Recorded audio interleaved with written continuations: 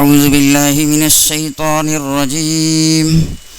بسم الله الرحمن الرحيم. قال لا يأتكما طعام ترزقانه إلا نبأتكما بتأويله قبل أن يأتيكما ذلكما مما علمني ربي إني تركت ملة قوم لا يؤمنون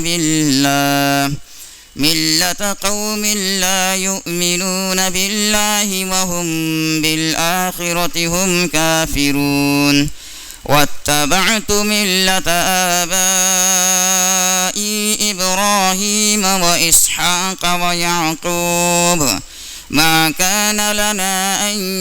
يشرك بالله من شيء ذلك من فضل الله علينا وعلى الناس ولكن أكثر الناس لا يشكرون. يا صاحبي السجن أأرباب متفرقون خير أم الله الواحد القهار ما تعبدون من دونه إلا أسماء سميتموها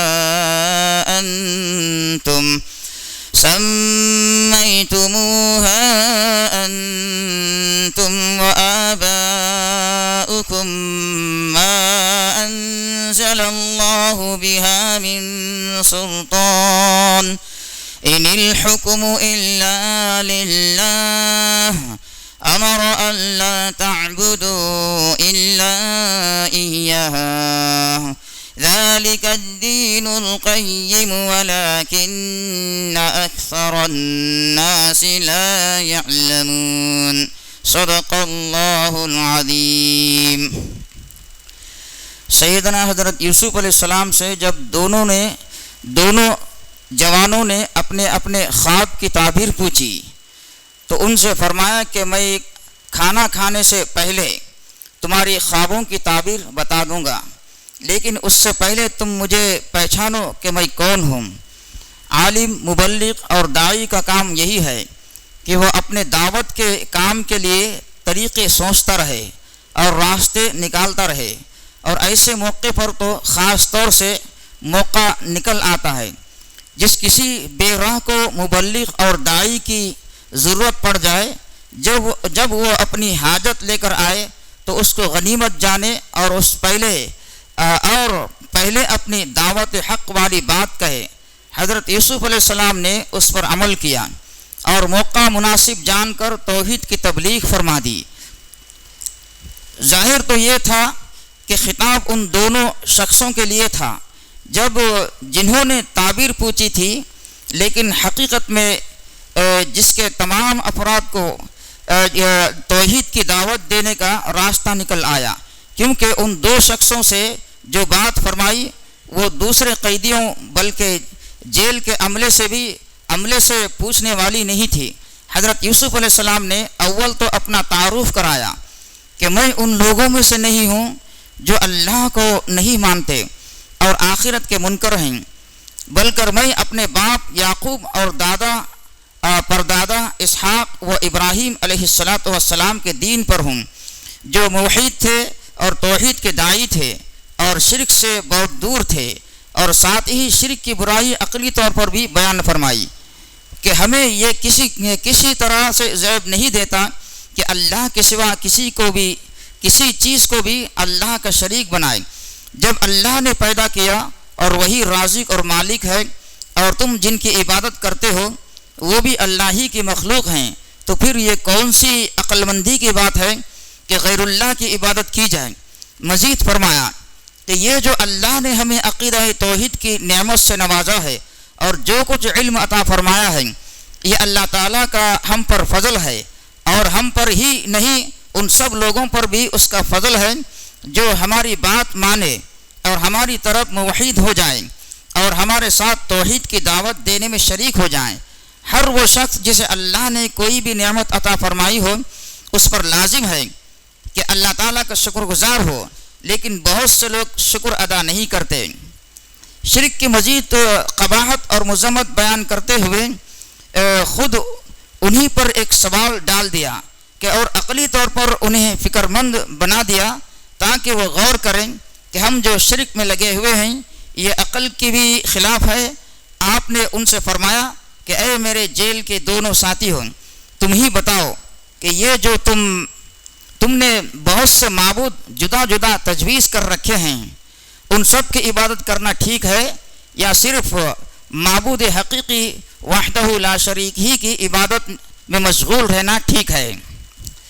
مزید فرمایا کہ تمہارے جو معبود ہیں یہ صرف نام ہی نام ہیں، ان کے پیچھے حقیقت کچھ نہیں ہے، ان کے نام تم نے اور تمہارے باپ داداؤں نے تجویز کیے ہیں اور خود ہی ان کو معبود بنا لیا ہے، انہیں تو تمہاری عبادت کی خبر تک نہیں ہے۔ اللہ تعالیٰ سب کا خالق اور مالک ہے، ہر فیصلہ وہی معتبر، ہر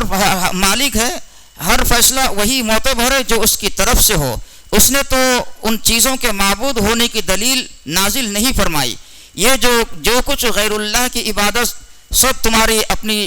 تراشیدہ ہیں اور باطل تخیلات ہیں۔ اللہ تعالیٰ کا تو یہ حکم ہے کہ صرف اسی کی عبادت کرو اور اس کے علاوہ کسی کی عبادت نہ کرو، یہ سیدھا راستہ ہے، لیکن بہت سے لوگ نہیں جانتے، اپنی جہالت سے شرک کو اختیار کیے ہوئے ہیں۔ توحید کی دعوت دے کر حضرت یوسف علیہ السلام نے خوابوں کی تعبیر بتائی، فرمایا کہ دیکھو تم میں سے ایک شخص اپنے آقا کو شراب پلائے گا، یہ وہی شخص تھا جو بادشاہ کا ساقی تھا، جو پہلے بھی بادشاہ کو شراب پلایا کرتا تھا، اور ان کے علاوہ جو دوسرا آدمی ہے جس کو سولی دے دی جائے گی، یعنی سولی پر لٹکا کر قتل کیا جائے گا، اور سولی سے اتارے جانے سے پہلے جو لٹکا رہے گا اس کے سر میں سے پرندے نوچ نوچ کر کھاتے رہیں گے۔ تم نے جو خواب دریافت کیا ان کی یہ تعبیر ہے، اور جو میں نے تعبیر دی اسی کے مطابق فیصلہ ہوگا۔ حضرت عبداللہ بن مسعود رضی اللہ عنہ سے مروی ہے کہ جب حضرت یوسف علیہ السلام نے ان دونوں کی تعبیر دے دی تو وہ کہنے لگے کہ نہیں، ہم نے کوئی خواب نہیں دیکھا، ہم تو یوں ہی دل لگی کے طور پر یہ سوال لے کر آئے تھے۔ اس پر حضرت یوسف علیہ السلام نے فرمایا کہ جس کے بارے میں تم سوال کر رہے تھے اب تو وہی فیصلہ ہوگا جو تعبیر کے ذریعے بتایا جا چکا ہے۔ اس بنا پر بعض علماء نے فرمایا کہ جو شخص جھوٹا خواب بنا کر کسی تعبیر کے جاننے والے سے تعبیر لے گا تو تعبیر کے مطابق واقع ہو جائے گا اور جھوٹ بنانے کی اسے سزا مل جائے گی۔ سیدنا حضرت یوسف علیہ السلام نے دونوں جوانوں کے خواب کی تعبیر دے دی، جس میں ایک شخص کے سولی دیے جانے اور ایک شخص کے جرم سے اور جیل سے خلاصی پا جانے کا ذکر تھا۔ جس شخص کے بارے میں اپنی تعبیر کے مطابق انہیں یہ خیال ہوا کہ اسے نجات ہوگی، اس سے فرمایا کہ رہائی پا کر جب تم اپنے آقا کے پاس جاؤ تو اس سے میرا تذکرہ کر دینا کہ جیل میں ایک ایسا شخص ہے۔ واقعہ مذکورہ میں قصوروار تو عزیز مصر کی بیوی تھی، لیکن جیل میں حضرت یوسف علیہ السلام کو بند کر دیا گیا تھا جو بے قصور تھے، اور یہ ضروری نہیں ہے کہ ایسے جزوی معاملات کی سربراہ مملکت یعنی بادشاہ کو بھی اطلاع ہو، اور اگر اسے خبر بھی ہو تو یہ ضروری نہیں ہے کہ جسے جیل میں ڈالا گیا ہو اس کے بے قصور ہونے کا علم ہو۔ اسی لیے سیدنا حضرت یوسف علیہ السلام نے موقع مناسب جانا کہ بادشاہ کو اپنی شخصیت سے متعارف کرا دیں۔ خواہ جیل میں پڑا رہنا وہ بھی بغیر کسی قصور کے کوئی محبوب چیز نہیں ہے۔ تکوینی طور پر جو کوئی مصیبت آ جائے اس پر صبر کرنا چاہیے، لیکن اس مصیبت سے نکلنے کی کوشش کی جائے، یہ بھی کوئی گناہ کی بات نہیں ہے۔ اس لیے حضرت یوسف علیہ السلام کو جیل کی مصیبت سے چھٹکارا کا ایک ذریعہ ملا، اسے استعمال فرما لیا۔ یعنی جس شخص کے بارے میں یہ گمان ہوا کہ جیل سے رہائی پا کر اپنے آقا کی خدمت میں پھر لگا دیا جائے گا، اس سے فرمایا کہ تو اپنے آقا سے میرا تذکرہ کر دینا کہ جیل میں ایک ایسا شخص ہے، وہ شخص جیل سے رہا تو ہو گیا اور آقا کی خدمت میں بھی لگ گیا، لیکن شیطان نے اسے بھلا دیا کہ حضرت یوسف علیہ السلام کا اپنے آقا سے ذکر کرے، لہٰذا حضرت یوسف علیہ السلام مزید جیل میں رہے۔ قرآن مجید میں فَلَبِثَ فِي السِّجْنِ بِضْعَ سِنِينَ فرمایا ہے، کتنے سال جیل میں رہنا ہوا اس کے بارے میں مختلف اقوال ہیں۔ صاحب روح المعانی نے 7 سال اور 12 سال کے اقوال لکھے ہیں، لیکن 3 سے لے کر 9 تک کے عدد پر دلالت کرتا ہے، واللہ عالم۔ قرآن کے بارے میں سے قرآن کے بیان سے بہرحال یہ ضرور معلوم ہوتا ہے کہ خوابوں کی تعبیر دینے سے نجات پانے والے قیدی سے اپنی بات کہہ دینے کے بعد بھی چند سال جیل میں رہے۔ اللہ تعالیٰ کی قضا و قدر کے مطابق جب حضرت یوسف علیہ السلام کے جیل سے رہا ہونے کا وقت آ گیا تو اس کا یہ بہانہ بنا کر مصر کا بادشاہ نے ایک خواب دیکھا کہ ایک عجیب خواب تھا، اور وہ یہ کہ 7 موٹی موٹی گائے ہیں، انہیں 7 دبلی گائے کھائی جا رہی ہیں، نیز 7 ہری بالیں ہیں، اور ان کے علاوہ 7 ایسی بالیں جو خشک ہیں، یہ خشک بالیں ہری بالوں پر لپٹ رہی ہیں، اور ان کے لپٹنے سے وہ ہری بالیں بھی خشک ہو گئیں۔ بادشاہ نے اپنا خواب اپنے درباریوں سے بیان کیا اور ان سے کہا کہ میرے خواب کی تعبیر دو، اگر تم تعبیر دینا جانتے ہو۔ تو وہ لوگ کہنے لگے کہ ہمارے خیال میں تو یہ خواب کی تعبیر کے لائق ہی نہیں ہے، یہ خواب تعبیر کے لائق ہی نہیں ہے، ادھر ادھر کے خیالات ہیں جس کے پیچھے کوئی حقیقت نہیں ہے، اور ہم تعبیر دینا جانتے بھی نہیں ہیں۔ آپ کے خیالات پریشانی کی وجہ سے ہیں، کیونکہ پریشان ہوتے ہیں۔ یہ باتیں اس شخص کے کان میں پڑ گئی جو جیل سے رہا ہو کر دوبارہ بادشاہ کی خدمت میں لگا لیا گیا تھا۔ وہ کہنے لگا کہ مجھے ایک ایسا شخص معلوم ہے جو اس خواب کی صحیح تعبیر دے گا، آپ لوگ مجھے بھیج دیں، میں اس خواب کی تعبیر لے کر آتا ہوں۔ حضرت یوسف علیہ السلام نے جیل میں جو خواب کی تعبیر دی تھی، اس نے سمجھ لیا کہ اس خواب کی تعبیر وہی صاحب دے سکتے ہیں جنہوں نے ہمارے خواب کی تعبیر دی تھی۔ اس شخص کو لوگوں نے روانہ کر دیا۔ جیل میں جا کر اس نے حضرت یوسف علیہ السلام سے ملاقات کی اور بادشاہ کا خواب بتایا، تعبیر کی درخواست کی۔ حضرت یوسف علیہ السلام نے بادشاہ کے خواب کی تعبیر دے دی۔ وہ شخص واپس آیا اور درباریوں کو خواب کی تعبیر بتائی، جس سے بادشاہ بہت متاثر ہوا اور حضرت یوسف علیہ السلام کو طلب فرما لیا، جس کا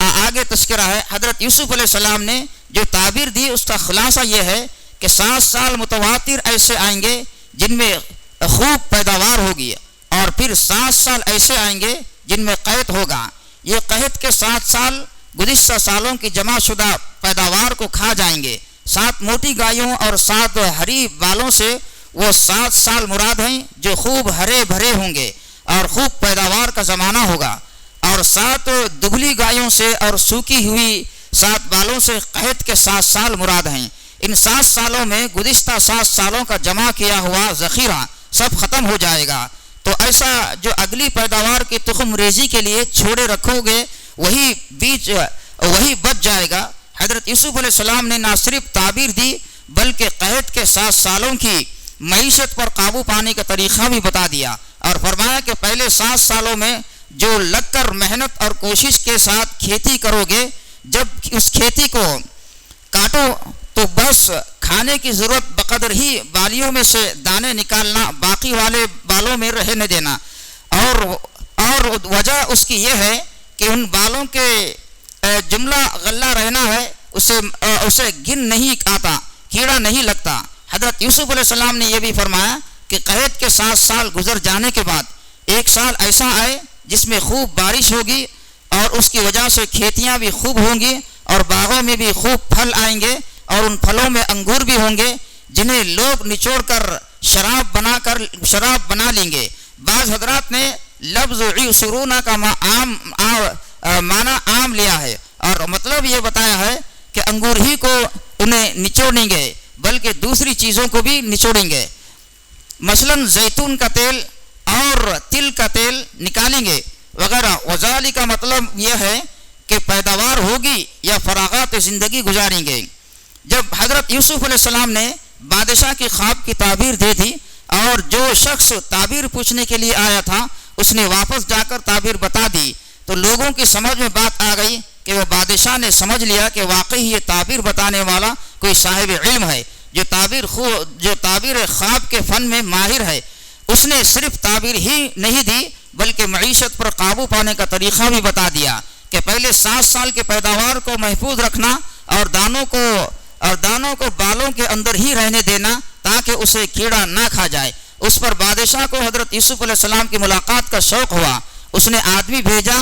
جس نے حضرت یوسف علیہ السلام کے سامنے بادشاہ کی خواہش کا اظہار کر دیا اور یوں کہا کہ بادشاہ نے آپ کو یاد کیا ہے اور طلب کیا ہے. اس پر حضرت یوسف علیہ السلام نے فرمایا کہ میں اس وقت تک جیل سے نہ نکلوں گا جب تک کہ یہ بات صاف نہ ہو جائے کہ مجھے جس واقعے کی وجہ سے جیل میں ڈالا گیا ہے اس واقعے میں کس کا قصور تھا. قاصد سے کہا کہ واپس جاؤ اور بادشاہ سے تحقیق کر کہ جن عورتوں نے اپنے ہاتھ کاٹ ڈالے تھے ان سے دریافت کرے کہ اس موقع پر اصل صورتحال کیا تھی, ان کا قصور تھا یا میرا قصور تھا. عزیز مصر کی بیوی نے تو خواہش ظاہر کی ہی تھی کہ دوسری عورتیں بھی حضرت یوسف علیہ السلام کا حسن والجمال دیکھ کر ان پر ریجھ گئی تھی. بعض مفسرین نے لکھا ہے کہ وہ حضرت یوسف علیہ السلام کو تلقین کرنے لگی تھی کہ اپنی سردار کی بات مان لے, اور بعض لوگوں نے یہ بھی لکھا ہے کہ ان میں سے ہر عورت حضرت یوسف علیہ السلام کو اپنی طرف بلانے لگی اور دعوت دینے لگی. جب حضرت یوسف علیہ السلام کی یہ بات سن کر قاصد واپس آیا اور اس نے بادشاہ سے حضرت یوسف علیہ السلام کی بات نقل کر دی تو اس نے عورتوں سے پوچھا کہ صحیح صورتحال بتاؤ, وہ کیا واقعہ ہے جس میں تم یوسف کی طرف مائل ہو رہی تھی اور انہیں پھسلا رہی تھی. ان عورتوں نے جواب دیا کہ ہم نے یوسف میں ایسی کوئی بات نہیں دیکھی جس کی وجہ سے ان کی طرف کوئی برائی منسوب کر سکیں. اگر ہم کوئی ایسی بات کہہ دیں تو جو حقیقت کے خلاف ہے تو اس کا معنی یہ ہوگا کہ ہم اپنی بات کو سچا بتانے کے لیے اللہ تعالیٰ کی طرف منسوب کر رہے ہیں کہ یہ بات اللہ کے علم میں بھی ہے, اللہ کا علم تو صحیح ہے. ہم ایسی بات کہہ کر غلط بات اللہ کے علم کی طرف کیسے منسوب کریں. لفظ حاشا للہ میں اسی مضمون کو بتایا ہے. جب ان عورتوں نے حضرت یوسف علیہ السلام کی براز ظاہر کر دی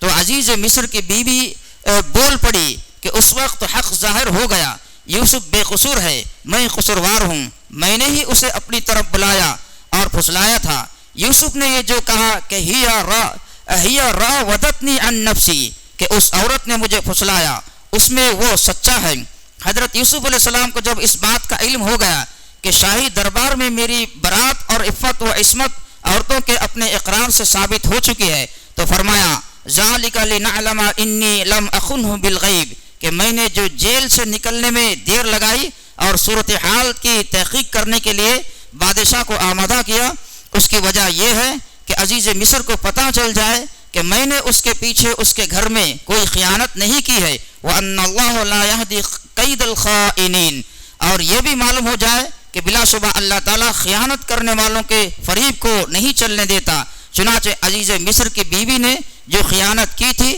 تحقیق کرنے پر خود اس کے اپنے اقرار سے اس کا خائن ہونا ثابت ہو گیا. اس کے بعد کا واقعہ انشاءاللہ کل بیان کیا جائے گا. اللہ تعالیٰ مجھے اور آپ کو عمل کرنے کی توفیق عطا فرمائے. آمین. وآخر دعوانا ان الحمد للہ رب العالمین.